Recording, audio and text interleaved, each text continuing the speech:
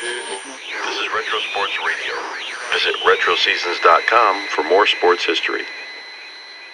On Friday, October 6th, 1950, the Philadelphia Phillies faced the New York Yankees at Yankee Stadium for Game 3 of the 1950 World Series. The Yankees led the series 2-0, having won 2 close games in Philadelphia by 1 run each. This included a tie-breaking solo home run by Joe DiMaggio in the top of the 10th inning of Game 2. In Game 3, the Phillies were set to send Ken Heintzelman to the mound to face the Yankees' Eddie Lopat. This audio recording is from the Mutual radio broadcast featuring announcers Mel Allen and Gene Kelly. Look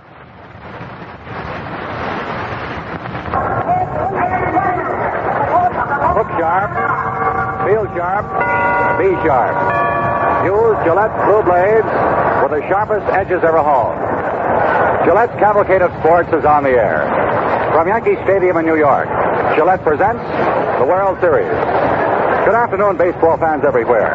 This is Gene Kelly with Mel Allen and Al Helper, greeting you for the Gillette Safety Razor Company as the Philadelphia Phillies and New York Yankees get ready for their third game in this 1950 Championship Classic. Fans for the tops in sports, tune in Gillette's Cavalcade of Sports the year round. Every Friday night, Gillette broadcasts the major boxing bout of the week for the Fistic Fancy Coast to Coast. Also, as they occur, leading events of turf, diamond, and gridiron are aired for Gillette fans everywhere. This broadcast is authorized under broadcasting rights granted by the Commissioner of Baseball solely for the entertainment of our listening audience. And any publication, rebroadcast, or other use of the descriptions and accounts of this game without the express consent of the Commissioner is prohibited. For the third day running, the Yankees have won 2 one-run classics. Rashi, the victor over Constanti. Yesterday, Reynolds winning over Robin Roberts. We have crisp autumn weather. The sun came out strongest at about noon today, New York time. But it appears as though we're not going to have any trouble at all with the weather for the rest of the afternoon. It's a typical New York Yankee classic. For the Yankees, of course, have come through 17 times to appear in World Series classics. The Phils are 2 down. How many teams in the past, 2 down, to the defending world champions particularly, have come through to go on and win in titanic fashion? Only one. Across the river from Yankee Stadium at the famed Polo Grounds, the New York Giants did it in 1921.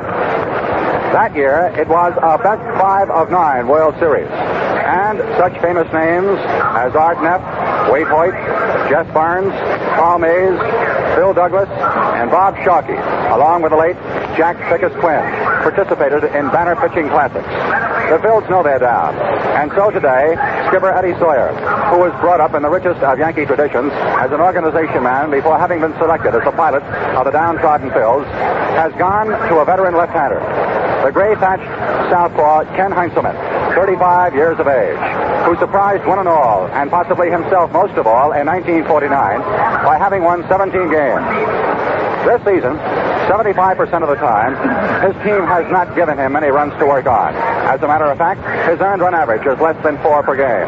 He has won but 3. He has lost 9. And of all the games he has started, only 4 have been complete successes. He has gone the distance, that is, 4 times. His 3 wins came twice over Cincinnati, once in relief, the evening when young Bubba Church was slammed under the left eye on a line drive by Ted Kozuski of the Cincinnati Reds, and then most recently in the final week of the season against the Boston Braves when he won out 12-4. He is what ball players refer to in the profession as a dog thrower, a fellow with a quick movement, not tremendous speed, soft stuff, a sneaky fastball.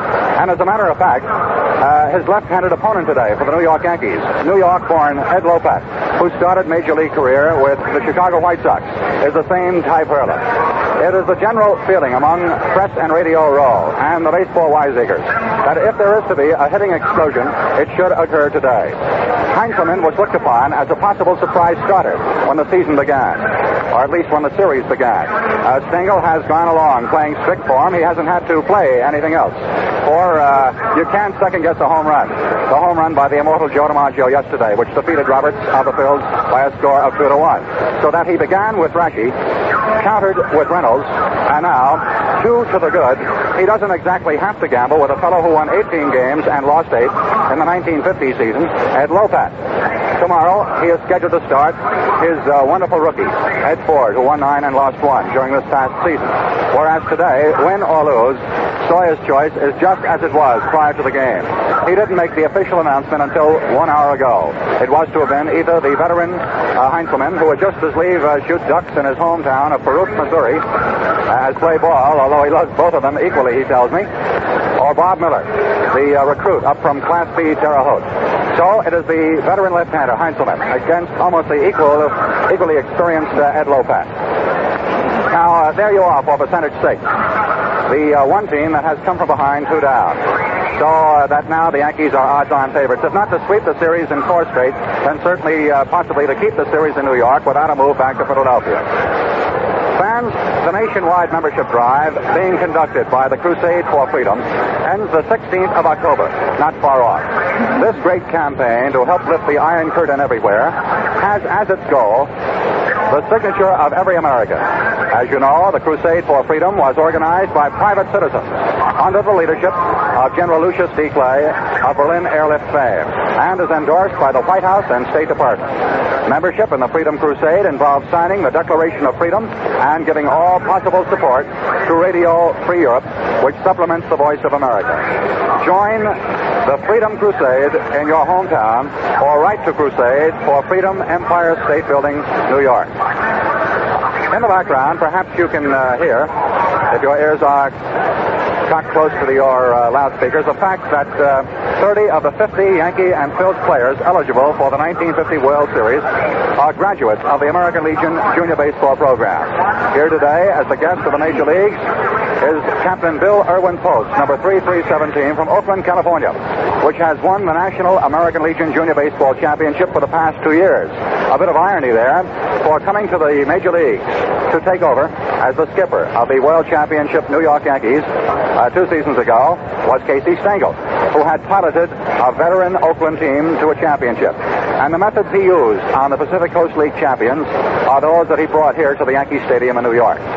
Now, the physical setup of this ballpark is entirely different than that we had at Shibe Park. Down the right field line, it is 296 feet away for home run territory.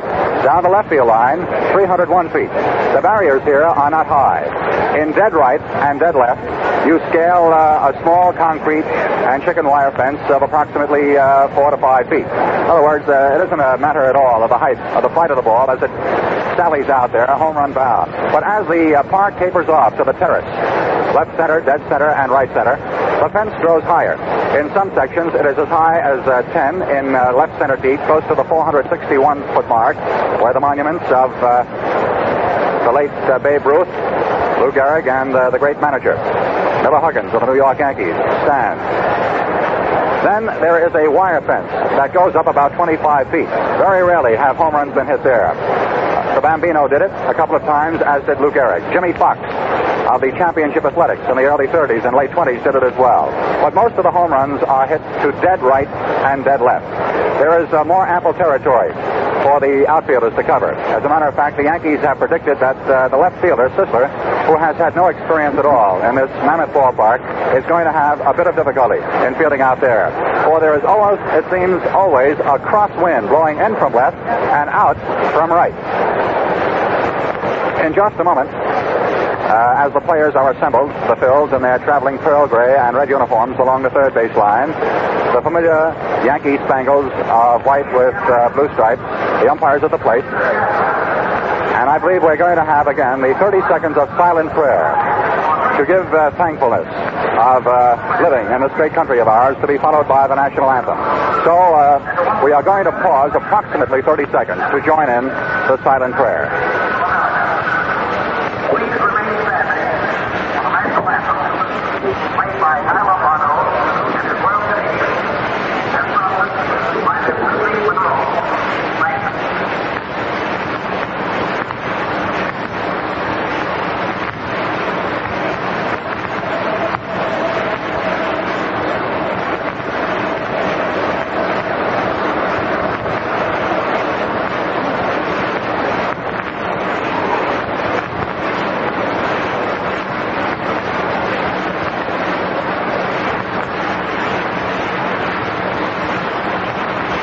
Ladies and gentlemen, will you please join the sky and me and let us all sing together?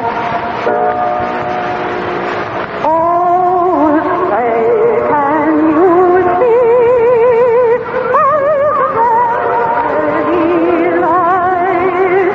What so proudly we hailed as the twilight has ceased, whose soft light and light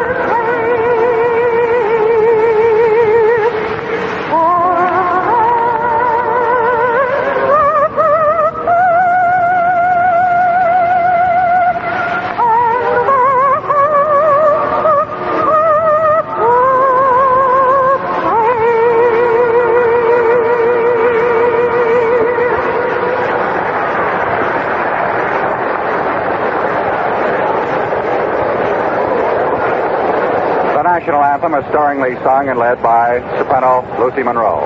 Now for starting lineups in this third game, a pivotal contest. For the Phillies, Eddie Waitkus, first base. Richie Ashburn, center field. Willie Jones will bat third and play third. Sawyer is going to a semi-platoon today against the left-handed Lopat. Ennis will bat fourth and play right field, Del Ennis. Dick Sisler will bat fifth and play left field. Granville Hamner will bat sixth and play shortstop. Andy Semenuk, who is still favoring his bat ankle, will bat seventh and catch.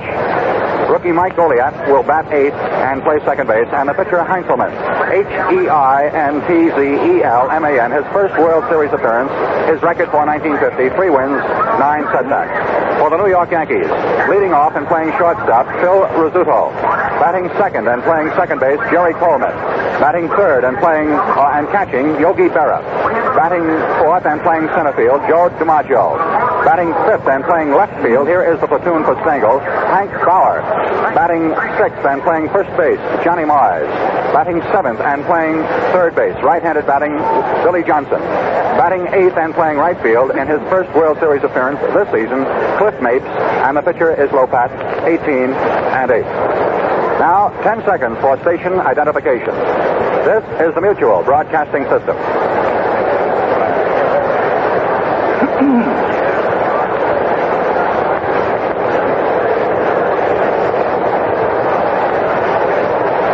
The umpires are switched around, moving clockwise as the series progresses.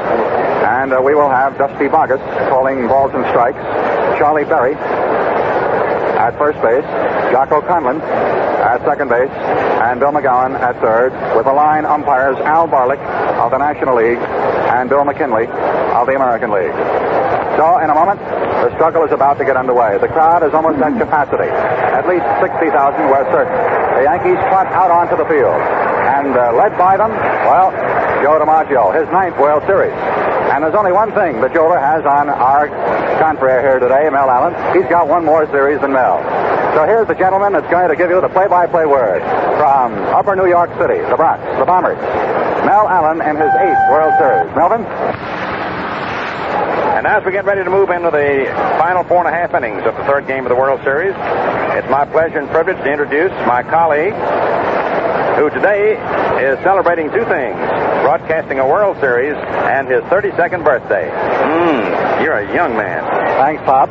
Kenny Heintzelman into the motion, throwing the batter, Billy Johnson, who struck out swinging on a curveball for the 3rd out back in the 2nd inning. And it's low and away, ball 1. Johnson batting right-handed. The pitch, this curve is in there for a called strike 1. 1 ball, 1 strike. I'm the kind of fella, Allen, that makes you feel like a grandpa, I know. I hear you, Mr. Kelly. 1-1. Pitching. Low outside, slow curve. Ball 2. Both left-handers today have whisked very good hooks in there. Lopat seems a bit quicker than Heintzelman. But the veteran left-hander of the Phillies has done a fine job despite being behind now, 1-0. Now the 2-1 pitch. Swinging, a ground ball toward third. A sweet stop by Willie Jones. Up with it, over to first, in time.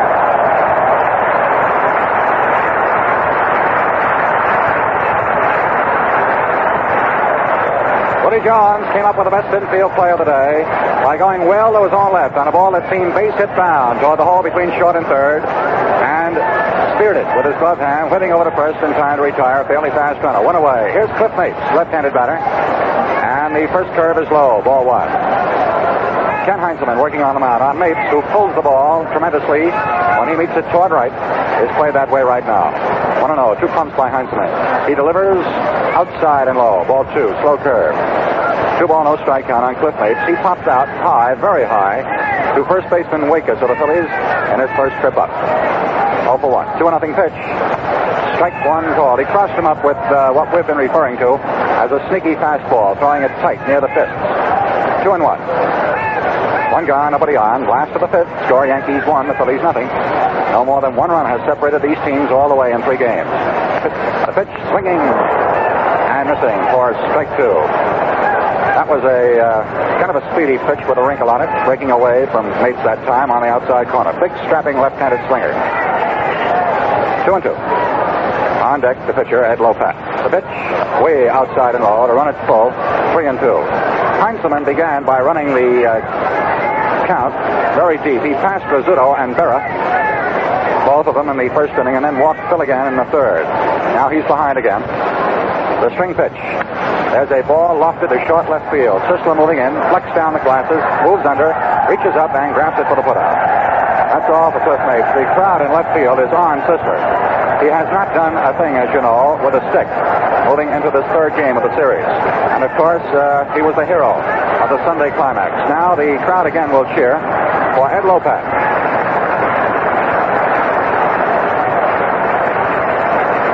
Stocky, blonde, left-hander, born in New York, and now lives in Arkansas. Swings left-handed. He's over 1. Was called out on strikes in the 3rd inning. Heintzelman's curve is taken by Lopat outside. Ball 1. 1 ball, no strike. Slender southpaw in the motion. Delivers. A swing, and there's a line drive toward right center field. In there for a base hit. Moving over to field the ball is Richie Ashburn. And Lopat is on with a 3rd Yankee hit. Coming with 2 outs in the last of the 5th inning. That was a well-tagged single.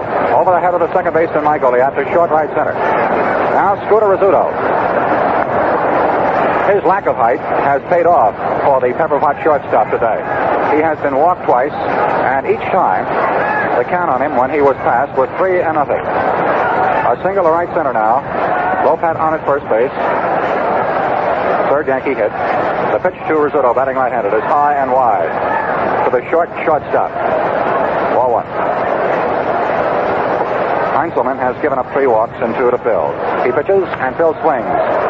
Uppercuts the ball to the 3rd row of seats upstairs. Yankee Stadium, as you know, is triple decked. It's a beautiful ballpark, designed especially for the national pastime. 1-1 on Rizzuto. New ball in play by umpire Bogus, calling balls and strikes. Heintzelman stretches, delivers. There's a bunt to the left of the plate, and then Bogus calls it foul. Semenuk is protesting that Rizzuto ran into his own bunted ball. And there's a 3-way conference along with umpire Bogus, created by Jones from third, the pitcher Heintzelman, and catcher Semenuk. It goes as foul, strike 2. Bogus saying that he immediately called it foul, bouncing off the left of the plate and then moving toward the right. So the count on Phil, 1-2. Score 1-0. The New York Yankees over the Phillies. Yankees home for the first time in the series now. Lopat with a warm-up jacket leading off first. Not too close to guard by Wakus, the first anchor. The stretch by Heintzelman, the pitch. He swings. There's a blooper to second. Goliath under, grabs for the putout. He hit it off the handle, and the crowd for a moment got themselves a thrill, since Phil took a very healthy cut. But it was an off-the-handle blooper right to the second baseman, Mike Goliath, for the 3rd out. So, in the Yankee half of the 5th inning, no runs, a single to right center by pitcher Eddie Lopat, the Yankees' 3rd hit. No errors by the Phillies, and Lopat left on. 5 inning totals. New York, 1 run, 3 hits, no errors, 3 left. The Phillies, no runs, 4 hits, 1 error, and a very costly one at that. 4 men left on. I've noted here today that the crowd has been a bit more demonstrative. Of course, it's sizable. There must be easily 60,000 backing the Yankee Stadium stands. The Phils, of course, so hungry for 35 years for their first pennant since 1915, naturally had a very partisan audience down in the city of brotherly love. The Phils are down for the 3rd straight time. They have never held the lead in any of the games. And their first offensive offering here in the top of the 6th inning is going to be the towhead, Richie Ashburn, who has played very well in the field and has done well enough with a stick except in this game. Lopat's wide sweeping hooks, his roundhouses, his down-breaking dippers have caught Ashburn paralyzed twice, making him swing and a miss for strike 3 on a curve in the first, and he took a fastball crossing him up in the 3rd. 0 for 2 is Richie. Has a choke grip on the bat, well up on the stick, batting left-handed. Lopat motions, throws. A fastball wide of the plate, ball 1. Eddie came down more or less crossfire that time, moving to his own left. Ashburn to be followed by Pudd'nhead Jones and Del Ennis. Infielder Johnson at 3rd, very shallow. Lopat throws, and he half swings and gets a foul. Zipped off the handle of his bat to the left of the plate and behind. Ball 1, strike 1. Top of the 6th. Time running out on the Phillies, who have not found the answer to producing the cluster. For that matter, neither team has. No more than 1 run scored at any one time in any one inning. 1 ball, 1 strike to Ashburn. The left-hander delivers. He swings and cuts a high pop foul out of play behind the plate and just missing the screen to our left. Our position for calling this play-by-play on Gillette's Cavalcade of Sports, for Mel and myself and Al Helfer, is perfect. We are right smack dab behind the plate. Not too high, not too low. Just shallow enough so that none of the action out on the field escapes us. 1 ball, 2 strikes. Lopat ready, throws. Ashburn swings as a high foul fly, moving to the stands in short right field, out of play. Some 15 or 16 rows into the boxes. The left fielder has no foul territory at all to play to speak of. In other words, most balls hit to the territory allowed would be handled either to the out-racing shortstop or 3rd baseman. Left and right are pretty flush for the gardeners out there. Again ready for 1 and 2. The pitch by Lopat. He swings and misses. He struck him out. Now there's an oddity. During the 1950 season, Ashburn never struck out as many as 3 times in one game. And so he does it for the first time in 1950 in the 3rd World Series contest. That's the 3rd time Lopat has nabbed him on strikes, and Eddie's 4th strikeout victim. He got him on a curve and a dandy. 1 down. Willie Jones, 1 for 2. Single through the hole to left field back in the 3rd inning. Batting right-handed. Takes inside on a cross-up fastball. Ball 1. With a hit and run on with Wakus at first base in the 1st inning, Jones dribbled out. Lopat to Mize. And then single to left with 2 gone in the 3rd. Now 1 away. 1-0. Strike 1 call. That thing looked like a sailor. It seemed to rise up a bit and then fall plump into the mitt of Tachiyoki Berra. 1-1. 1 ball, 1 strike.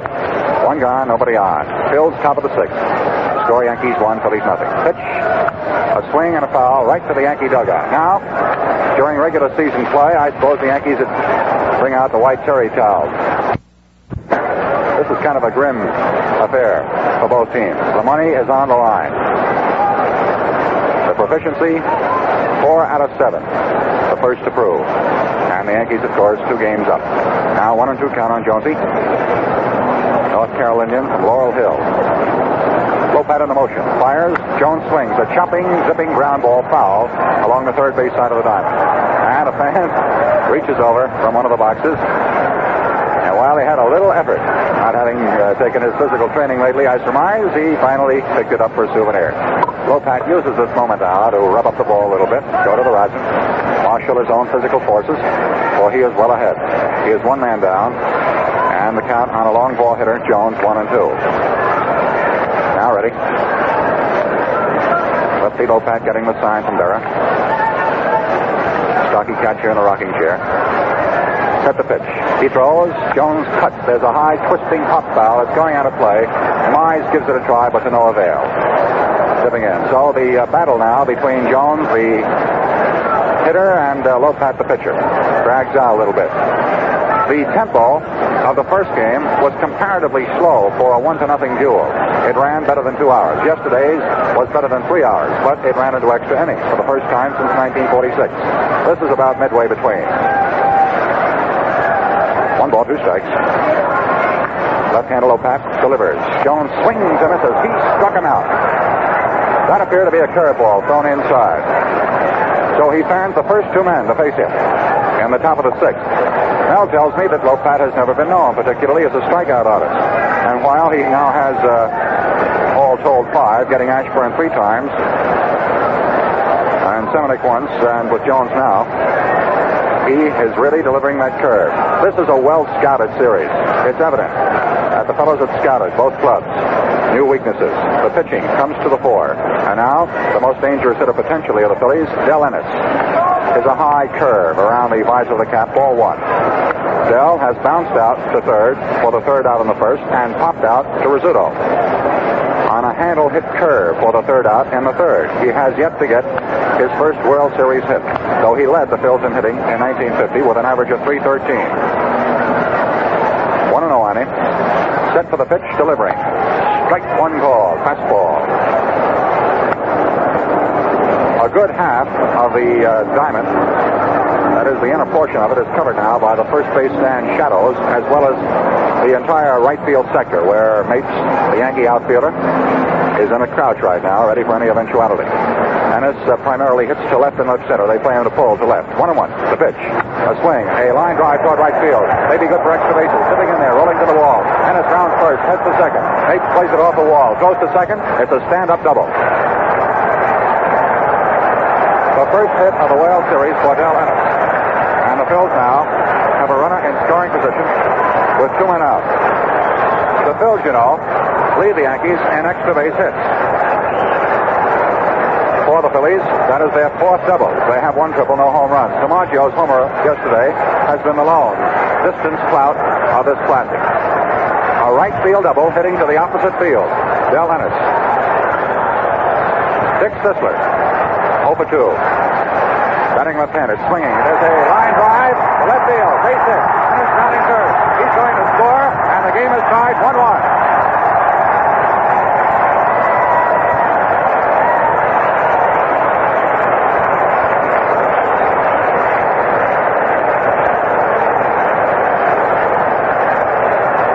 Dick Sisler, who had been one of the hitting goats, I shouldn't say hitting, I should say hitting advisedly, a batting goat, comes through when the Phils need him most, and it's a brand new ball game, boys and girls. 1-1. It comes with 2 outs. Both Ennis and Sisler hit safely for the first time in the series, and they make it pay off. This has all occurred with 2 men gone, just as the Yankees scored with 2 outs. Back in the 3rd inning. The batter is Granville Hamner, with Sisler leading off first base. Lopat stretches, delivers. Hamner swings and misses on a down-breaking curveball. Strike 1. Sisler's ball barely eluded the grasp of pint-sized Rizzuto, and it may well have been that an average-sized fellow could have grabbed that, but Phil certainly gave it a try. It rolled into short left center field. 0-1 count to Hamner, 1 for 2. The pitch, a butt attempt is missed. A snap throw to first. He's out. A great play by Yogi Berra as Hamner attempted to choke up the defense by laying down a bunt to put men on. Berra snapped through to Johnny Mize, who put the tag quickly and aptly on Sisler. The play went the catcher, Berra, to the first baseman, Johnny Mize, and the Phillies are retired. The count, incidentally, had gone 0-2 on Hamner. 1 run earned, 2 hits, the run driven in by Sisler, no errors by the Yankees, and nobody left on. Berra and Mize took care of that. 5.5 innings. The Phillies won, the Yankees won. Sid Gordon, slugging outfielder of the Boston Braves, says that in his book, the Gillette Super Speed Razor tops them all. Yes, and here he is to tell you why. Fans, that's because because it gives me the swellest shaves I've ever had. No other razor I know about can match it. There's nothing to take apart or put together. Nothing to jam or clog, right? Not only that, Gene, but it changes blades easily and rinses clean in a jiffy. To sum it up, the Gillette Super Speed Razor is the only razor that combines real shaving satisfaction with instant blade changing and double-edge economy. What's more, the Gillette Super Speed Razor is the greatest shaving value ever offered. You get it in a handsome styrene case with a 10-blade dispenser. A big $1.75 value for only $1 at any convenience store. Now to the last half of the sixth inning. Heintzelman set on the first pitch, and the batter up there is Jerry Coleman, who took called strike one. A down-breaking curveball. Coleman, batting right-handed, is 1 for 2 and has wrapped home the one Yankee run. Ball one is wide of the plate on a slow curve. 1-1. Well, the excitement that time, and you could see that the fans, though primarily Yankee rooters, were for the underdog at the moment as the Phils tied it up. 2 pumps by the left-hander. Heintzelman delivers. Wide and high. Ball 2. 2-1 count. That's the first real excitement that the Red Caps visitors had given the fans here at spacious Yankee Stadium. A 2-1 count to Coleman. Last of the sixth. The pitch. The swing. A line drive. Left field. In there. Good for a base hit. Sisler fields it quickly. Coleman turns at first, and the whip comes into the relay man, Hamner, holding Jerry at first base. That is the fourth Yankee hit. All of them singles. And Coleman has 2.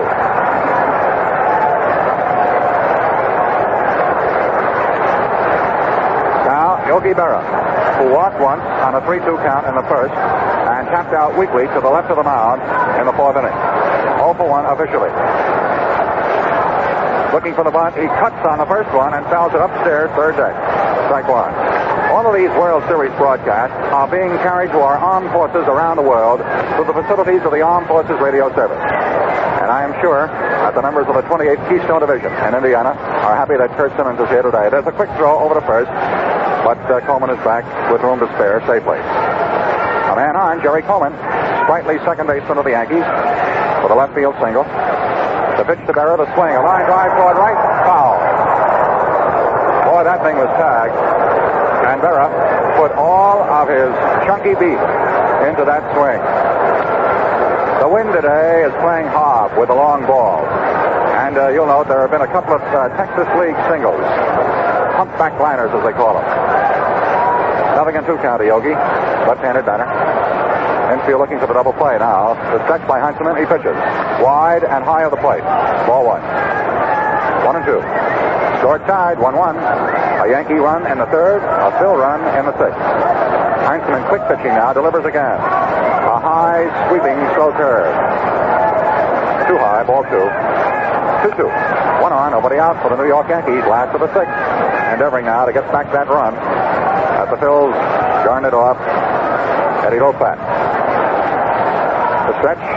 He pitches. He swings and sends a high pop near the plate. Seminick appears to have the room to the right of the plate. Under. Squeezes. He's out. Berra pops out about 30 feet behind and to the right of the plate to the catcher. One gone. And now, Joe DiMaggio with one away and a teammate at first base. Joe has a single in 2 trips, and his single was of a variety we were describing to you just a moment ago. There's a crosswind here at the stadium. So the Yankee clipper steps in. Heintzelman throws. Joe takes high around the chin. Ball 1. Joe fly to short right to Ennis in the first inning, and then he got his single in the fourth, but was left-handed as Heintzelman bore down. 1 ball, no strikes. Infield deep now to the left side, swinging a long fly ball deep to left field. Sisler has it and takes it. The runner at first, Coleman, faked off the bag for the moment as the relay came in via Hamner, the shortstop, to second base. DiMaggio flies deep to left. 2 gone. Hank Bauer. Broad-shouldered outfielder, playing left field today. He had played right in the first 2 games. There's a quick throw to first. Coleman back safely, and Wakers didn't even bother to put the tag on him. No count yet on Bauer, who is 0 for 2. A grounder to the mound and a fly ball to right. Batting right-handed, very orthodox stance. Heintzelman stretches, delivers. Bauer takes wide and high. Ball 1. I had the opportunity of seeing Bauer and Mates in the same outfield at one time, and they were the slugging leaders of the American Association. There's a high twister looping itself up toward the third deck along the first base line and dipping downstairs. You see the second deck here at the stadium juts back, and the upper deck moves out. And I think 3 rows of people get themselves a thrill for the chance. And it's a good-natured, though cool crowd today because of the weather. 1-1. He delivers. Hank swings. There's another one, this time definitely upstairs. And out of play. Strike 2. Score 1-1. The Yanks and the Phils in another thriller-diller. 1-0 the opening day. 2-1 in 10 innings yesterday, and 1-1 with 2 gone and a man on in the last of the 6th here today. Heintzelman takes time for pause. Looks him over. In the stretch. The kick he throws. High, very high. And Semenuk had to climb up on the ladder that time to bring it down. Ball 2. Even up, 2-2. Coleman at first. Neither Berra nor DiMaggio have been able to move Jerry along. The big pitch. The runner breaks. He sends a very high pop behind second base. Goliath backtracking on the grass, 5 feet back, grabs it for the putout, and that's all for the Yankee threat in the last of the 6th inning. Give it to the second baseman, Mike Goliath. For New York, no runs. A leadoff single by Coleman, the Yankee 4th hit. No errors by the Phils, and 1 man left on. At the end of 6, the Yankees won, the Phillies won. As we pause 10 seconds for station identification. This is the Mutual Broadcasting System.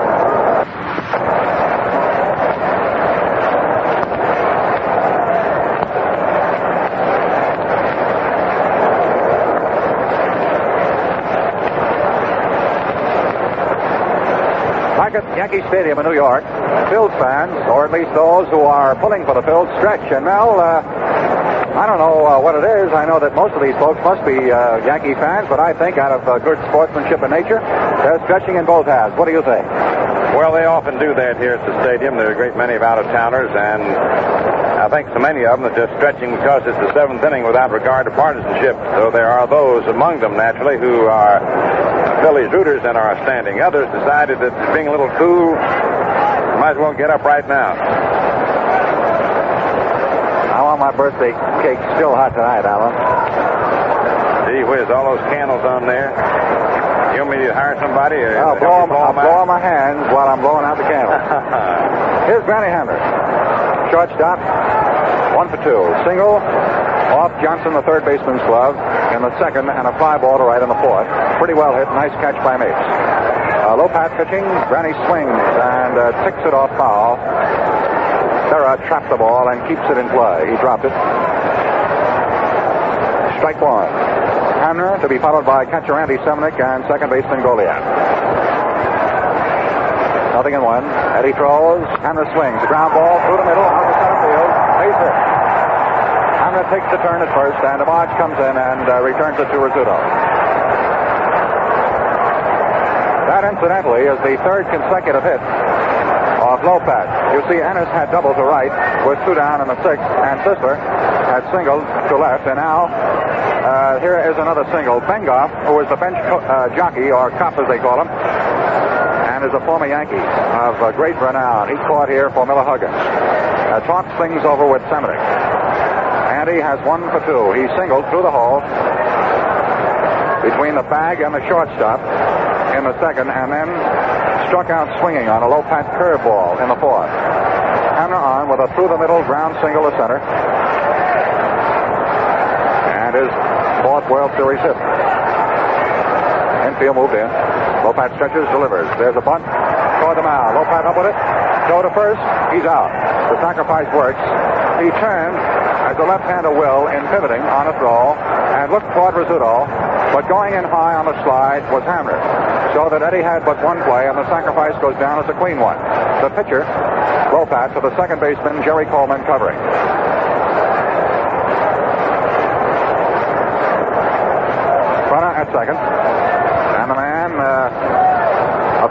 seems that every time we look up, Mel and I, has runners on for him. But he's failed to produce quite consistently, though he has played a very sparkling game of field. Mike Goliath, 0 for 2. Ground ball to the pitcher, ground ball to shortstop. Man on second, one away. The Lopat pitch is swung on and grounded. Third base side, foul by 3 feet, and Johnson backhanded at that time. And this large crowd, appreciative of every effort, fair or foul, gives Mr. Johnson a nice round of applause. One away.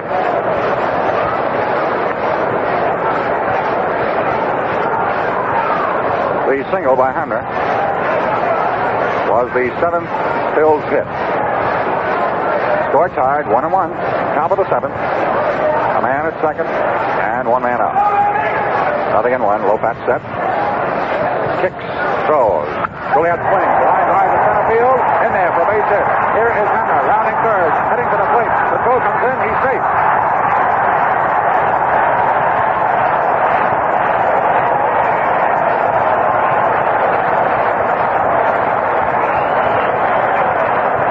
The Phils, who had failed to hit consistently, are producing here today.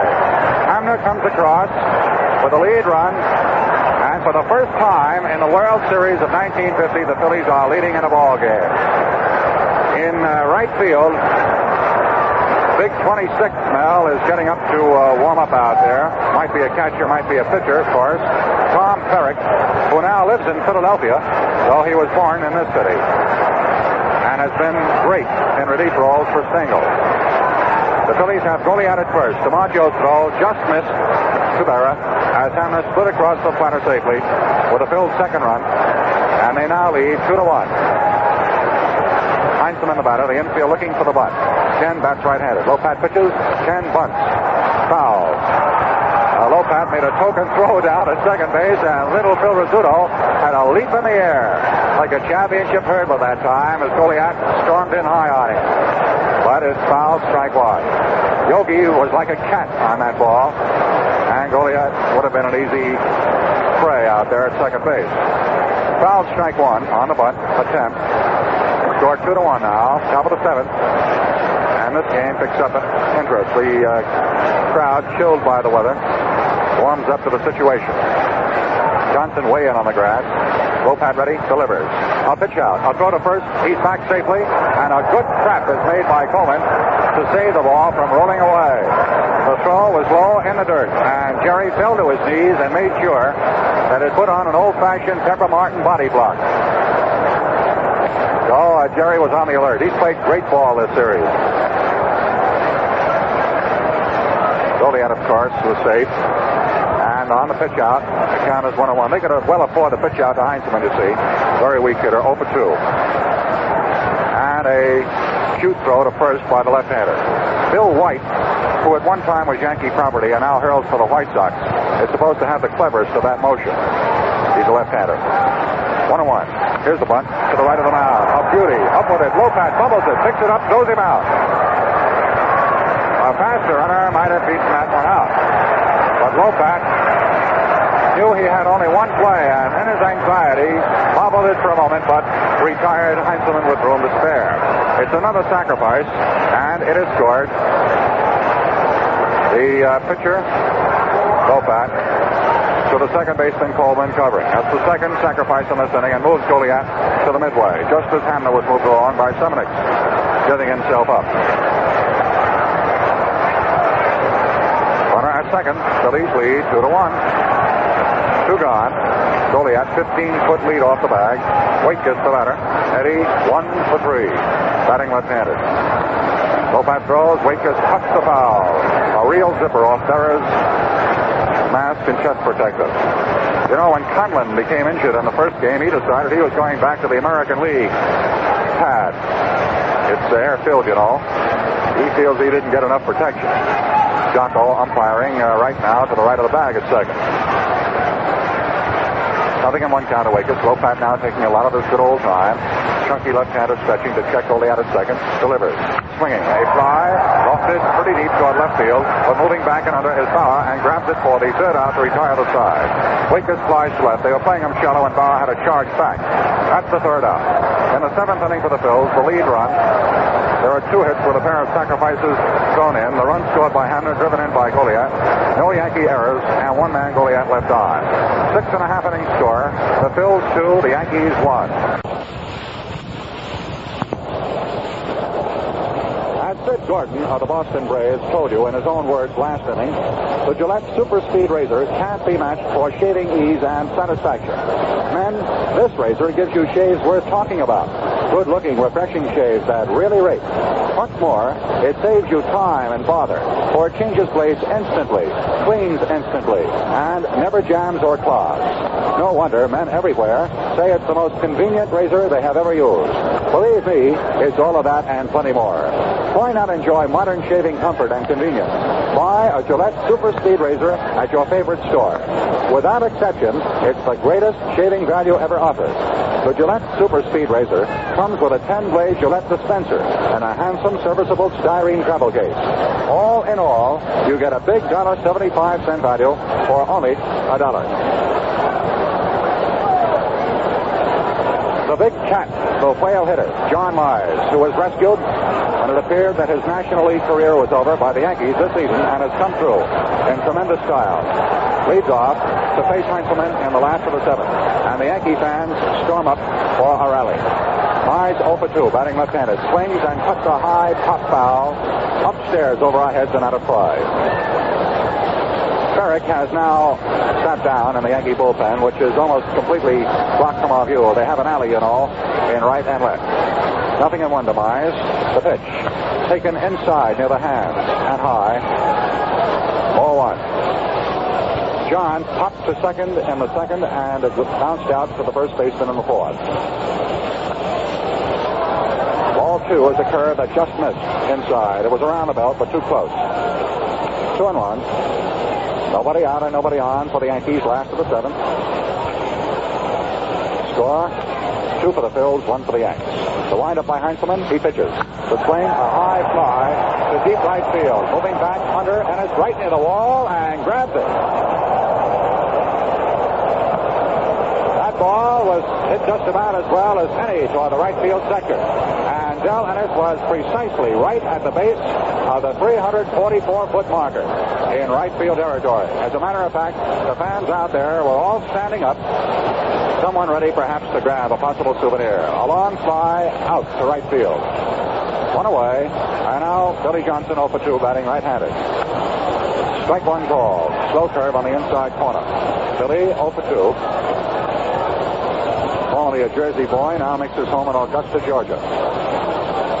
No balls, 1 strike, 2 pumps by Heintzelman. He throws outside and low. Mr. Robert Tyre Jones. I imagine might be one of our listeners today, and leading citizen of Augusta, Georgia. Great baseball fan, Bobby. 1-1. 1 down. 2 pitches. Outside. Ball 2 to Johnson. 2-1. Russ Meyer, screwball pitching specialist, warming up for the Phils as a safety measure. 2-1. Swinging a foul upstairs, 3rd deck, out of play. 2-2. Score 2-1. The Phils have racked up 8 hits against Lopat, and Heintzelman has forced the Yanks to have that total. 4. Yankee run in the 3rd, Phil runs in the 6th and 7th. Heintzelman set now on the square count pitch. Delivers a zipping foul right to the lower box seats and right, and the crowd oohed as if to say, this is safety week, fans. Get out of the way. Here comes that ball. Square count. Willie struck out in the 2nd and bounced out the 3rd in the 5th.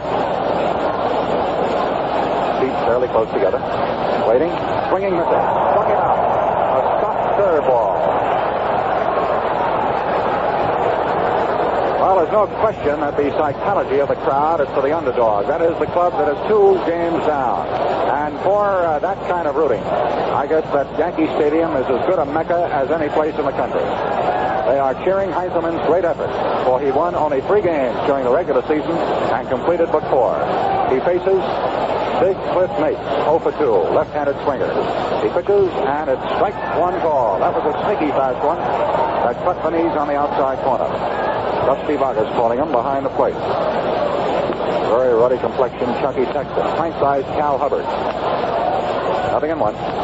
Swinging a ground ball, hit softly to second, up with it Goliath, quick to first, in time. Side retired. No runs, no hits, no errors, none left. Our Gillette 7-inning totals read like this. For the Phillies, 2 runs, 8 hits, 1 error, and the Phils have 5 men left. For the Yankees, 1 run, 4 hits, no errors, and 4 Bronx Bombers have been left on. I was talking with the aforementioned Tom Ferrick, the broad-beamed right-hander of the Yankees before the game today. Tom, as you know, is a Philadelphia. Matter of fact, he was asking us about the chances of the Penn football team this Saturday at Berkeley, California, against Pappy Waldorf's fine California 11. But then it switched, of course, to baseball. He felt that the difference between these two teams thus far was not exactly proficiency and ability, because the pitchers had the duke. It was, he said, experience. He said, let's face it, Kelly, these teams have been so well scouted by Bill Skipp and Johnny Noon of the Yankees and George Earnshaw and Jack Sanford of the Phillies that the experience here pays off. The movement of the feet around the box, the slight shift toward left or right, the knowledge that you have been a World Series performer. He says, this is my first year with the Yankees, but that's my observation. And I imagine it's as clean-cut as any that you could look for. As the series now moves into the 8th inning of the 3rd game with the Phils leading 2-1, and Ashburn is the batter. Ritchie cuts and gets a handle foul to the left side of the diamond and well into the stand. Strike 1.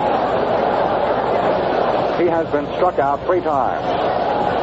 3 times the charm, Mr. Lopat.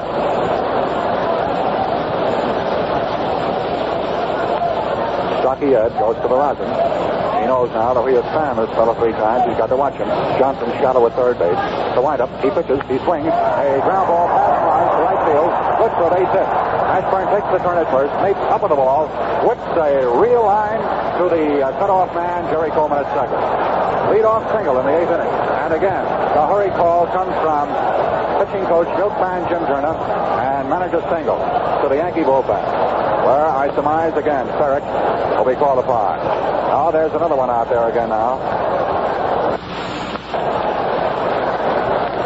That's the bullpen catcher, I guess. No, Tom Ferrick. Okay. And Mage Halk out there. Bullpen catcher. Ashburn on with a single. The Phil's 9th hit. The batter is Willie Jones. Infield looking for the bunt. Comes around. The bunt along the first base line, foul. In the first game of the series, when Hop supplanted Mize defensively, they said it was a great move by Stengel. And that time, again, you could see that Mize had a bit of difficulty bending to his own right as it went through the hole between first and second for a ground single to right for Ashburn. A runner on. Jones, 1 for 3. Quick throw to first, and the fleet Ashburn is back. In a running contest, I should imagine he'd run 1, 2, 3. If both clubs were involved. Ashburn, 0-1 to Jones, coming around again, squaring away for the bunt. There's one along the first base line. Mize up with it. One play, first base, Coleman covering, in time. The third sacrifice in 2 innings, moving Ashburn to second with 1 away. Play scored. Mize, the first sacker, to Coleman, the second baseman, covering first.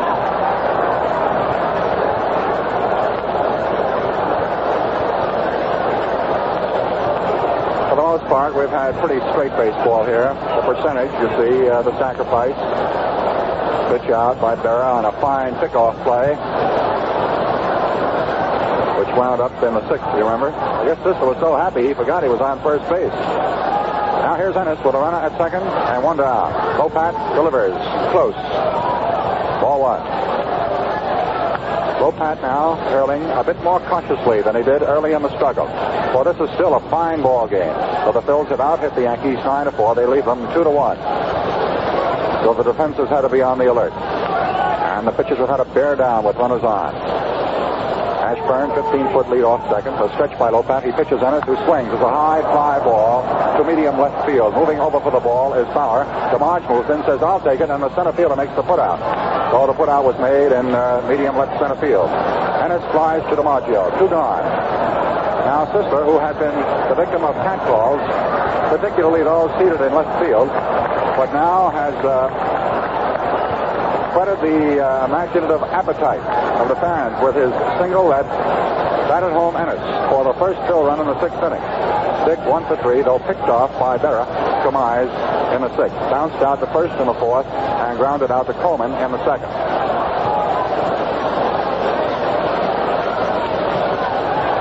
Two gone. The Lopat stretch. Picking, he throws.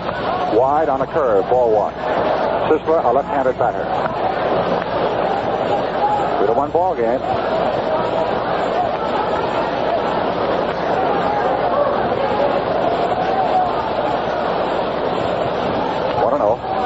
He pitches. Close. Ball 2. Inside. Well, the Phillies fans have been complaining that their favorites haven't hit. They're certainly out hitting the Yankees today, but the big problem has been hitting in the clutch with a runner on in scoring position. 2-0 to Sisler. Left-handed Lopat. Studying, delivering. Swinging a foul.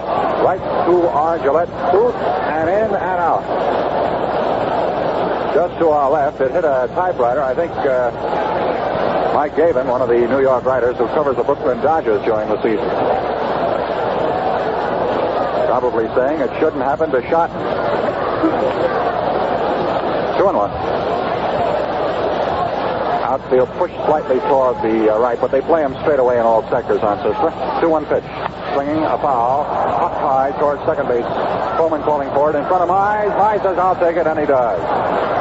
Big ruddy complexion. John ran right in front of Gary that time to wind up the inning for the Phillies by grabbing Sisler's pop fly. First baseman. In the 8th inning, the Phillies no runs, 1 hit. No Yankee errors, and 1 man Ashburn left on at second. 7 1/2 innings have gone by in the 3rd game. The Phillies 2, the Yankees 1. Day after day, Gillette Blue Blades get the call from millions of men who want to look sharp and feel sharp. That's because these finest of razor blades give the slickest shaves the quickest and easiest in the book. Now, to save time, save fuss, buy Gillette Blue Blades in the Gillette dispenser that zips them out on rest. You change blades presto and also solve the problem of discarding used blades safely and easily. You see, this modern Gillette dispenser has a built-in compartment for the permanent disposal of old blades. When you remove a dull blade from your razor, slip it into the back of the dispenser. This double-duty magazine costs nothing extra. You get 20 Gillette Blue Blades, 40 shaving edges for 98 cents. 10 blades, 49 cents. Look sharp, feel sharp, be sharp. Use Gillette Blue Blades with the sharpest edges ever honed. 64,505 have paid their way into the stadium today. A banner stadium crowd, and now, defensively, Sawyer moves in his fleet rookie up from Toronto, Notre Damer Jack Mayo, M-A-Y-O. This is the 2nd time he has taken over a similar post in the series. Jack Mayo. He'll take over in left field. Of course, he hasn't batted officially yet, but for the time being, spot him number 5. Woodling is going to be set up now in the last of the 8th as a pinch hitter for Ed Lopat.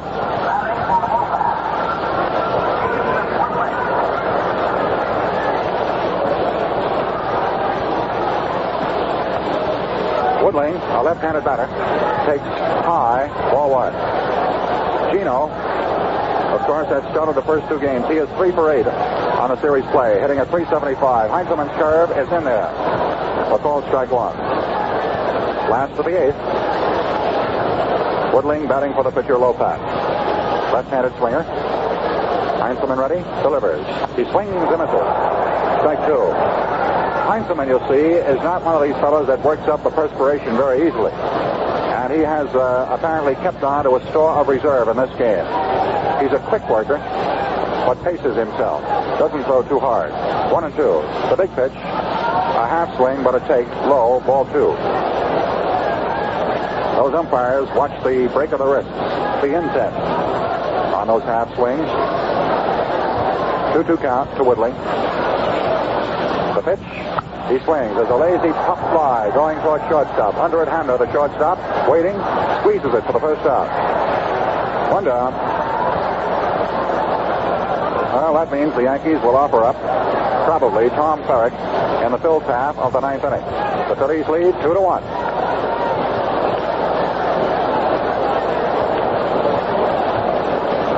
The Yankees, Mel points out, have hit but 5 bounces to the infield. Phil Rizzuto on twice with walks, and the 1 Yankee run scored, and a pop fly to second. Swings and sends a zipper to third, a grass cutter. Jones spears, goes to first in time. 2 up, 2 down, last of the 8th. Third to first was the play. Of course, this is the big game for the Phillies. They drop this one, and it's a far gone conclusion. They're out of it. But a 2-1 standing, particularly since they come into the stadium by leading, if they should win, changes the complexion of the series entirely. The batter is Jerry Coleman, who is 2 for 3. And a run driven in. Looks at the low curve outside, right-handed swinger. Ball 1. This slender second baseman, it appears whenever the chips are down, performs greatly. He did so in his last World Series in 1949. 1 ball, no strikes. Heintzelman throwing. Jerry takes inside. Ball 2. 2-0. Yankees, of course, are trying to throw this fellow off the mark, especially since he gave up the run with 2 gone in the third, when Rizzuto had walked, stole second, and took third on a bad throw by Seminick, and Coleman singled him home. 2-0 pitch. Strike 1 call. Caught the inside corner with a pretty fast hook. Slender number 42, Jerry Coleman. Born in San Jose, living in San Francisco, California. 2-1. 2 gone. The pitch. Low and outside. Ball 3. Now the crowd begins murmuring. They sense, of course, that the Yankees did something similar before, and there is a power driver coming up. Yogi Berra. Should Coleman stay alive? And on percentage, Yogi would be due since he is hitless today. Now, 3-1. Got to make this one good. He pitches. Strike 2 ball. Full count.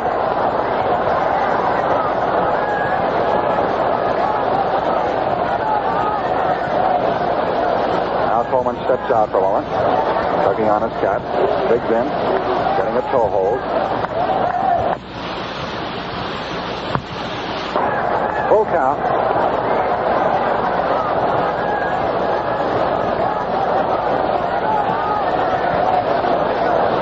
Coleman steps out for a moment, tugging on his cap, digs in, getting a toe hold. String runs out. Heintzelman pitches. He swings and sends a foul just beyond third base coach Corsetti of the Yankees. Still 3-2. Ball rolls out to short left field, and Hamner jogs over to throw it out. 2-1, Phillies lead. Last half of the 8th inning. Third game of the 1950 Fall Classic. 2 men gone for New York, and Coleman 3-2. New ball in play. Heintzelman set. Pitches. High inside. Ball 4.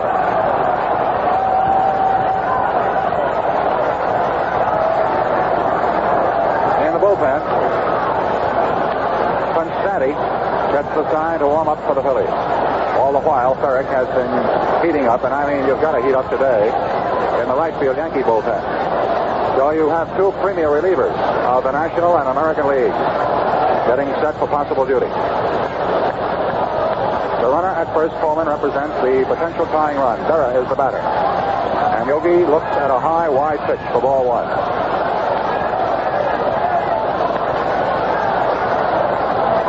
That was the 4th walk given up by Heintzelman. He touches. The pitch is taken inside around the chin. Ball 2.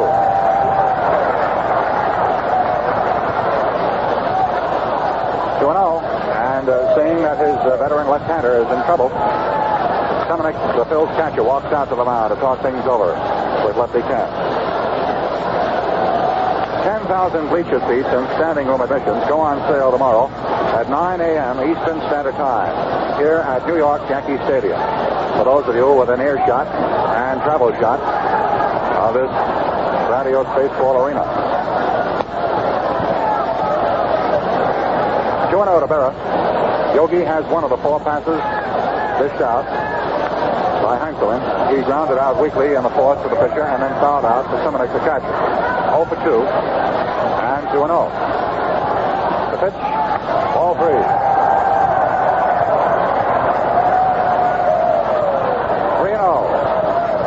Has lost the target. And ball 4. Too close and hard.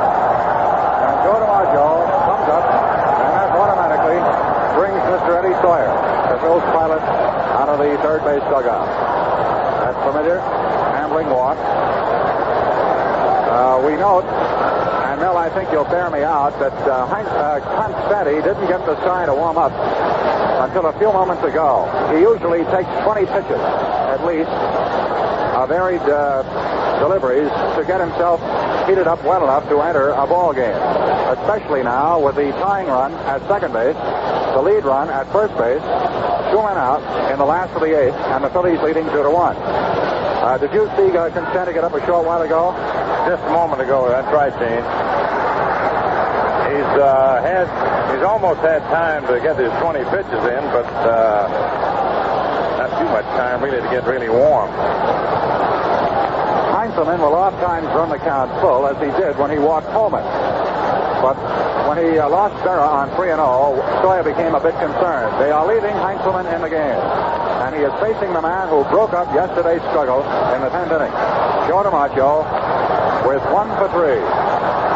This is the big moment for Yankee hope. Time is called, and Heintzelman strolls off the mound, pounding ball into glove all the way. Simonek jogs out. DiMaggio, phlegmatic in appearance, a great performer in his 9th World Series. The heat's on. Heintzelman in the stretch with runners at first and second. Delivers. Inside high. Joe had to back away, twisting his neck on that one. Ball 1. He fly to Ennis and right in the first, singled to short left in the 4th, and fly to left in the 6th. Ball 2 is wide. 2-0. Due next is Hank Bauer. There are 2 men gone. Berra at first base, Jerry Coleman at second for the Yankees. Phillies lead 2-1. Last of the 8th. 2-0 pitch. Wide and high. Ball 3. If nothing else, this has allowed Constante to get warmer, for he is now 3-0 to DiMaggio. He pitches. Ball 4. And now I believe that they are going to call Jim Constante into the ball game. Bauer is signaled toward the Yankee dugout by Stengel as they'll talk over offensive strategy. The bases are loaded on 3 straight walks to Coleman, Berra, and DiMaggio with 2 men out. And Constante is being waved in from the Phil bullpen. As he makes the long trip from left field, we pause 10 seconds for station identification. This is the Mutual Broadcasting System.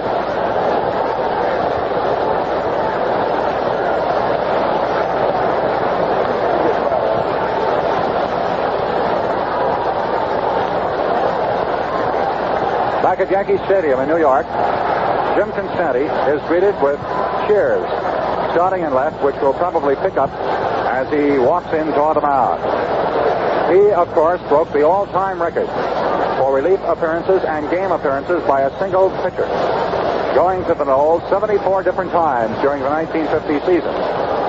He was a surprise starter in the opening game of the World Series and virtually matched Rashi pitch for pitch. He lost 1-0 and allowed New York 4 hits and 1 run earned in the 8 innings he worked. Heintzelman will now be retired after having hurled 7 2/3 innings. He has given up 1 run earned and 4 hits, but he has walked 6 men and apparently, undoubtedly, as a matter of fact, was tiring. He just wasn't near the plate at all on DiMaggio, and to Berra, he was 3-0. That means that he threw 4, 8, 9 straight bad pitches. Here's a hand for Heintzelman.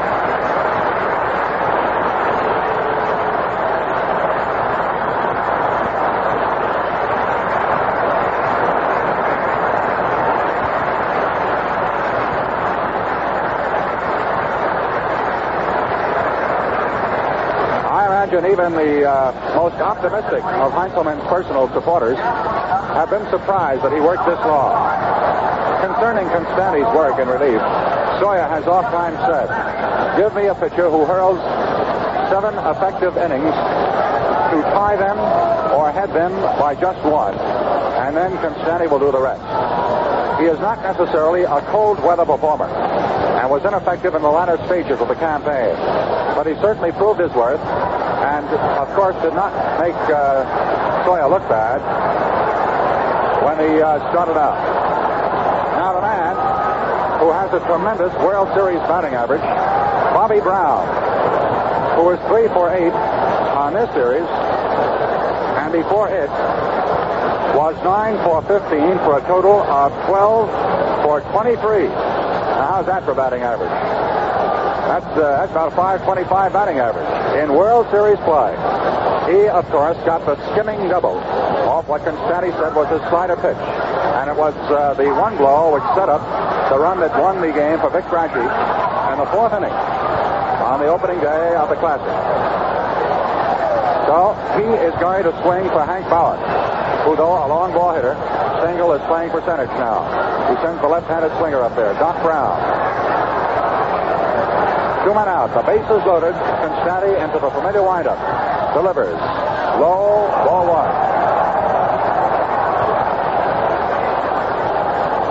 Usually, these are the situations that Constanti revels in. He steps off to grab the powder. This is the last of the 8th, a real exciting frame. 3 walks, bases loaded. 1-0 pitch. A swing and a foul. Upstairs. Got a play. Strike 1. We meant to describe Constanti's palm ball to you on opening day. He holds the ball at the base of his forefinger and middle finger and releases the fingers on the pitch at the last instant. It breaks down, and unlike many other palm balls, which are used as change-ups by hurlers, it has spin to it and breaks away suddenly. He mixes it with a slider and screwball. He's ready for 1-1 pitch. Brown swings, a foul. Behind the plate, strike 2. This is the 10th inning because the Yankee power already has been up, considering that Berra and DiMaggio will hit that long ball for you. And that Coleman has played very great baseball in this series. Coleman at third, Berra at second, DiMaggio at first. The count is 1-2 on Bobby Brown, batting for Hank Bauer. Against reliever Jim Constanti. The right-hander kicks, throws. He swings and lofts the foul toward left. Mayo races for the ball but can't make it. Defensively now, you know, Mayo has supplanted Sisler in left field. Ashburn in center. Ennis in right. The infield is Pat. Waitkus, Goliath, Hamner, and Jones. And Constanti and Seminick decide to talk a little bit out there midway between mound and plate.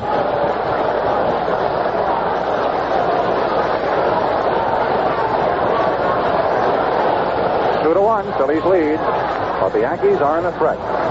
The bases loaded with 2 gone. Now Constanti in motion, throws. He swings and comes a ground ball to Hamner. How about it? He bobbles it. The run scores.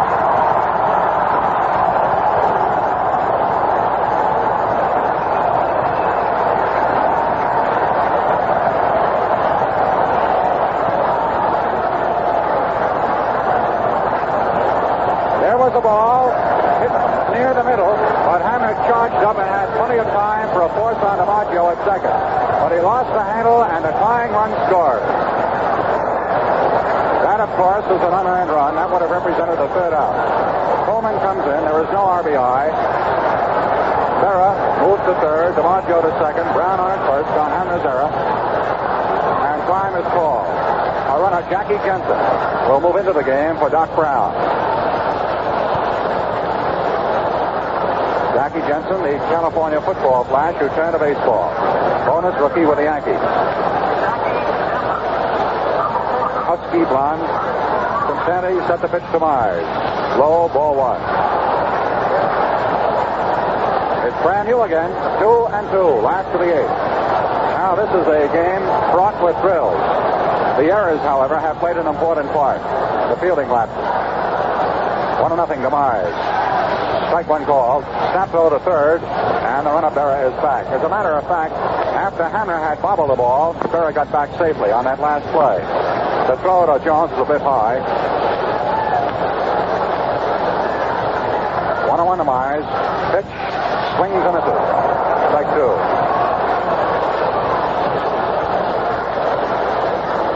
That's the second Phil error in this game. Seminick having had committed one earlier. 1-2 count. The Constanti pitch. Mize swings and zips the foul wide of the bag along the first base line by a foot. The line umpire, Bill McKinley out there, throws it out of play. Red clay serves as the protective warning to fielders as they run the other stands for chances on the outfield and the foul territory and the infield. Still 1-2 on Johnny Mize. Bases loaded with the Yankees. Two gone. Ready for the pitch. He throws. He swings. There's a high pop near the stands at third. Jones going over near it and makes it.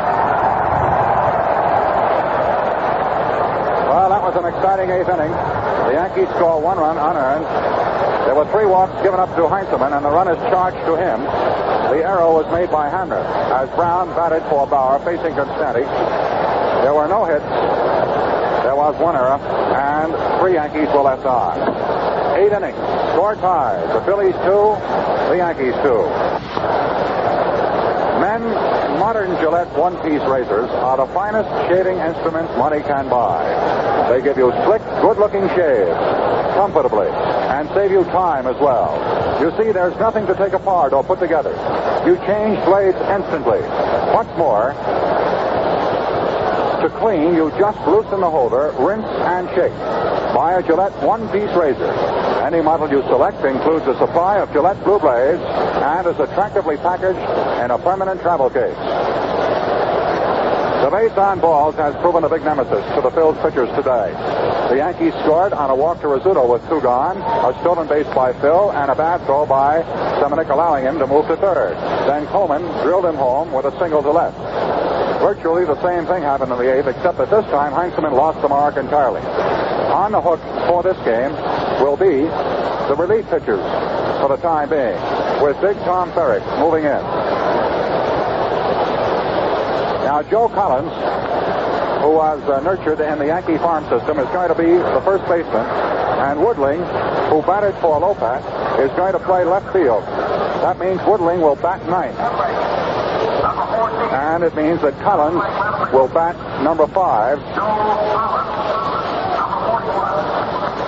Brown, you see, batted for Bauer, and Jensen ran for him. So Collins has moved into the number 5 slot right now in your batting array. Constanti's and Ferrick's game now, either to win or to lose. Both Lopat and Heintzelman are off the hook. Now, as to which pitcher outpitched which, in this ball game, you might say that Heintzelman was naturally more effective. The run scored on the error, but he did display vast ineffectiveness by passing the 3 men, Coleman, Berra, and DiMaggio. However, officially at least, gainsaying the fact that the walks did cause trouble, the error was the big boot. Ferrick's record, appearing in 46 games, both as a Brownie and a Cardinal, 81 innings pitched. He won 9 and lost 7. Brownie and a Yankee, of course, St. Louis Browns, New York Yankees. Came to the Yanks in that big trade at midseason. So the adopted Philadelphian faces Granny Hamner. Right-hander delivers. Hamner swings. A long drive to left center field. DiMaggio going way back. Can't get it. Rolling toward the wall. Here's Hamner moving to second base. But a great save by DiMaggio holds him to 2. A great save. A double by Hamner. That is his 3rd World Series double and his 3rd hit in the ball game. That was a tremendous drive, at least 400 feet away from home plate, and in Shibe Park was a home run. DiMaggio running toward the ball, picked up the ball with his bare hand while it was hopping, and but for that, Hamner would have had 3. Time is called. Ceremonies conversing with Sawyer. And Hamner runs in from the bag at second to talk things over with his skipper and bench policeman Benny Bingoff. Well, I believe that ball was hit as long as any in the series, including Joe's jolt yesterday. It dropped down there pretty close to the red clay, and Joe, of course, made a great play on it, running away from the infield. So Hamner picks up a towering double, number 3 in the series. The infield moseys up closely. Seminick is the batter, 1 for 2 officially, a single, a strikeout, and a sacrifice. Berrick in the stretch, delivering. High, outside, a pitch out. Ball 1. Berra shifted to his own right in an effort perhaps to keep Hamner alive at second base. Rizzuto is close to the bag as the shortstop.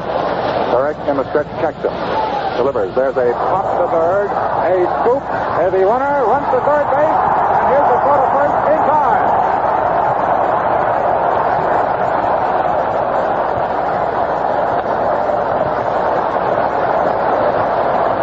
Now, Johnson had a chance to grab that ball on a fly, but preferred to scoop it up and possibly hold Hamner at second base. Instead, Hamner, with Rizzuto near the bag, ran behind the third baseman Johnson and virtually waltzed into the hot corner. And Seminick, who could hardly run at all, limped down to first base. Johnson held on to the ball like it was a hot potato. It goes as a sacrifice. It moves Hamner to third base, and the play is Johnson to the first baseman, Joe Collins. That was really a unique play, and I'm sure will be talked about tonight. They're going to put Goliat on, and Whitman is going to back for Constanti. There's ball 1 wide, and Berrick throws wide again, ball 2. Well, I've never seen one like that in quite a while. It appeared as though Johnson just didn't know what to do with the ball, but that his first thought was to let the ball drop so that he could scoop it up and make sure that he could check the man at second and throw Seminick out at first.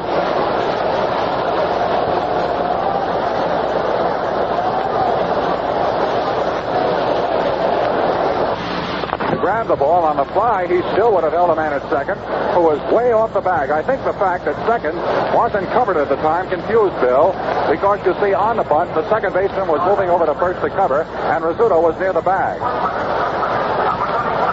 So Goliat has now been passed intentionally. Hamner is at third. There was one man out, and Whitman will bat for Constanti. So Sawyer must give up Constanti to a pinch hitter. Whitman has been walked once in the World Series in his previous lone appearance. He bats left-handed. The infield is all the way in. Tom Berrick in the stretch. Delivers. High and wide. Ball 1.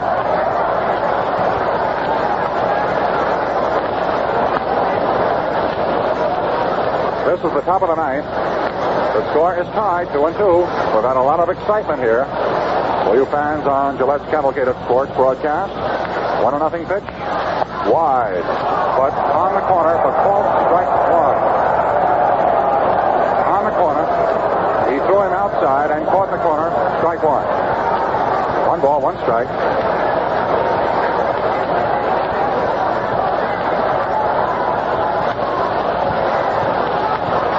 Gone. Runners on at first and third. The stretch by Berrick. He pitches. 6 swings. A fly. Lofted foul. Out of play. First base side and downstairs. Strike 2. Whitman is from Oregon. First day, he says, you reckon those folks out in Eugene, Oregon are happy about the way the Phils played? He was born in Woodburn and will celebrate his 30th birthday the 9th of next month. 5'11", 170. He's a square-shouldered chap with sharp features, and he is now making the bid in his second World Series. He played, you see, for Brooklyn last season. So there's a fellow that's really been playing in good fortune. 1-2 count. Whitman, the pinch hitter for Constanti. Berrick hides the ball behind his right knee. Gets the sign, moves into the stretch. Delivers. Whitman swings. A ground foul. First base side. Just to the right of the Yankee dugout. Still 1-2.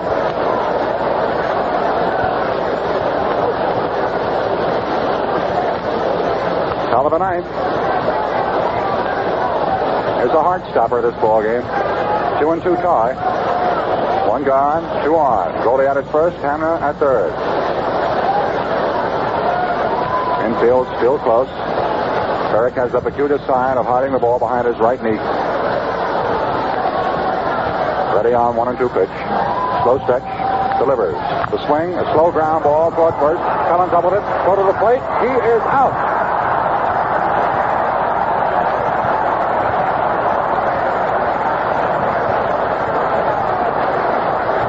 Fielder's choice play and a fine one by first stacker Joe Collins. The reserves today and the bench of Stengel is again asserting itself. If not offensively, then certainly defensively. And here comes Casey again out of the New York dugout. Waitkus is the batter. There are two gone. The play went to first baseman Joe Collins to the catcher Yogi Berra, who planted his compact body to guard the plate to on-rushing runner Granny Hamner. That's two down. Goliath moving to second, and Hamner retired at the plate. That's what we call a 3-2 play if you're keeping score on a radio scorecard today. Boy, they're pulling the stoppers out on the strategy today. The veteran campaigner Stengel, who was once a Phil. And now we have another move by Zoya, a runner for Goliath. Goliath is what might be termed medium fast with his feet. And Ralph Cavallero, New Orleans lad, is making his second pinch running appearance of the World Series. Running for Goliath. So that means that the game, of course the game will move into the last of the ninth. Bloodworth would be the second baseman for the Phillies. C-A-B-A-L-L-E-R-O. Now Waitkus is the batter. 1 for 4. Swings left-handed. Runners leading off first and second. Big Ferret in the motion. Delivers. Strike one call. His inner defense came to his rescue that time. And it forced the Phils to give up their ace reliever, Constanti, you see. So that Stengel's move for the time being looks sharp for the second guesses tonight. Nothing in one to Waitkus. The pitch. He swings. Sends a high fly to short right. Moving in on the ball. Cliff Nate calling for it. He has it. Side's retired. And a big Bill Fretch is snuffed out on fine relief pitching by Tom Berrick and an alert Yankee defense, which for the moment committed an error of omission when Billy Johnson, the third baseman, forgot for the moment as to where to throw the ball. So the side is retired in the top of the ninth. No runs. One hit, a double by Hamner, which is erased at the plate. A walk thrown in intentionally. No errors by the Yankees. And two Phils left on. At the end of 8.5. Moving to the nub end now. A 2-2 tie. And let's see what manager Eddie Sawyer has to offer up in the way of a relief hurler. He has not as yet made his appearance. Now moving out, Russ Meyer.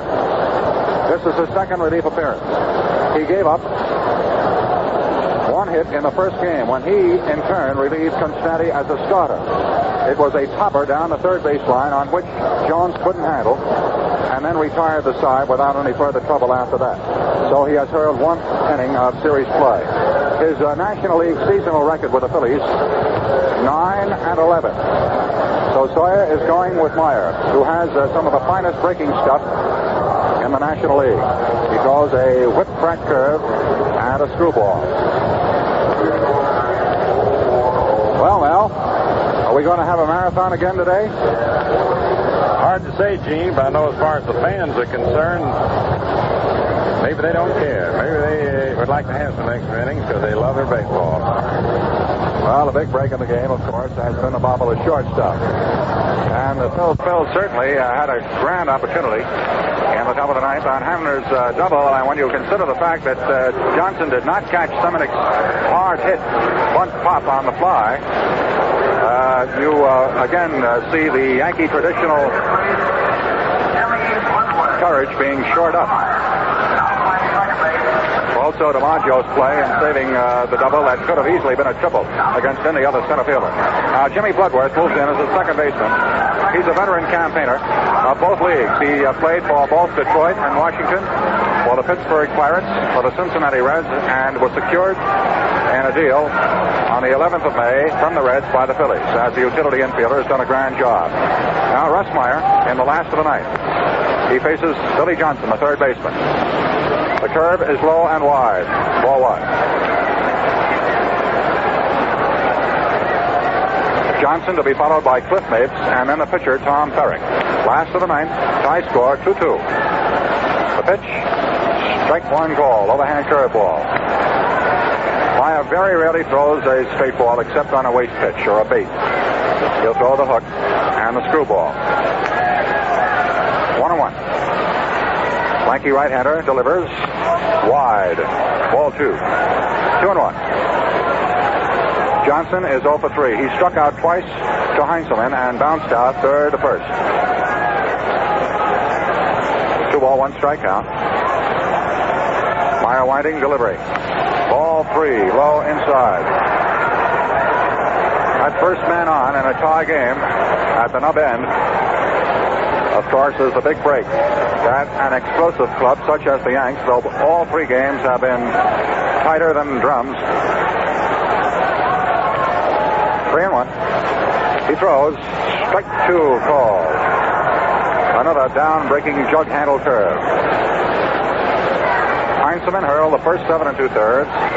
Constanti got the final man out in the 8th, but he went out for the pinch hitter, as Sawyer had a gamble to take away his ace reliever. The full count to Billy Johnson. The big pitch. He swings. A line drive deep to left. Mayo moving back, grabs it. He almost overplayed the ball, moving back, and then moved in a stride, planted his feet on the sod, and speared it for the putout. One down. Now Mapes. The big bit for the Yankee home run came from another left-handed swinger, Johnny Mize, who is now out of the game.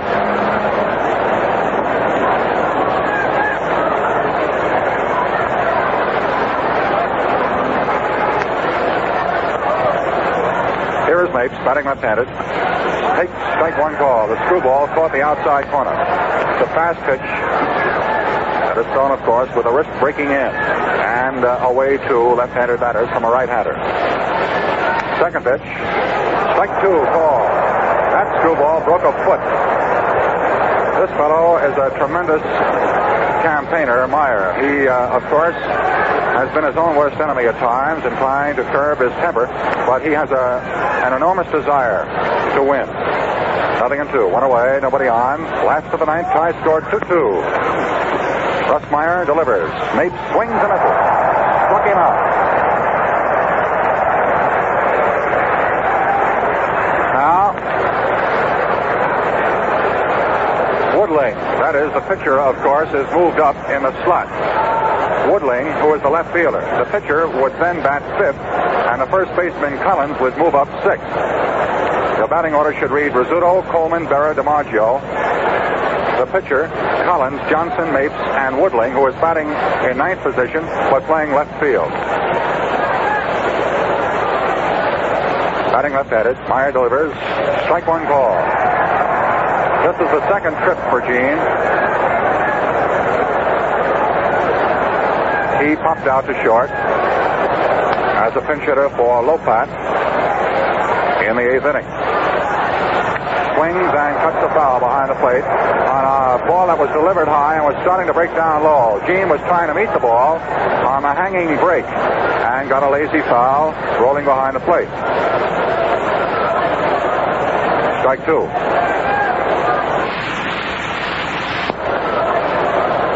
Strike two.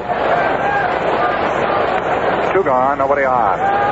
Last half of the ninth inning. Woodling, left-handed swinger. Meyer way ahead, 0-2. Score tied, 2-2. In the big, majestic motion. He kicks, delivers. As a hopper over the mound. Moving in, Bloodworth. Up with it. Stops it. Goes to first. Not in time. Up, down, up again. Thrown out in time. It may go. No, it goes as an error on the base hit. They switched off. An infield single to the second baseman. Scratch. Now Rizzuto. That was a high chopping ball that went behind the mound. Bloodworth charged it, and in an anxiety to throw to first, lost it entirely. But it went as a single to the second baseman. Strike one called on Rizzuto. Third ball. Phil is 0 for 2 officially. He was passed twice by Heintzelman. Popped to second and bounced out to third. All trips again, Heintzelman. As a matter of fact, he was the second out before Ken walked 3 Yankees in a row in that big 8th inning. Nothing in 1 to Phil. The pitch. Ball 1. Just a bit. Weeds a bit low and outside. 1-1. 1 ball, 1 strike. 2 gone. Runner at first base, Gene Woodley. Meyer in a big stretch. Kicks, throws. A swing, a line drive, a sweet save by Bloodworth. The runner kicks the ball. The runner kicks the ball, and he may. Now he calls him safe. Bloodworth dived to his own right in an effort to trap the ball, which he did, but it scooted back to the bag. In the meantime, Woodling slid, but was already in the bag when the ball hit his foot. So, as far as Conlon was concerned, he had reached base safely. He had reached second court, and thus did not kick the ball while in actual play. It was one of those things having already touched the fielder. So everybody is safe, and it goes as a single off the second baseman.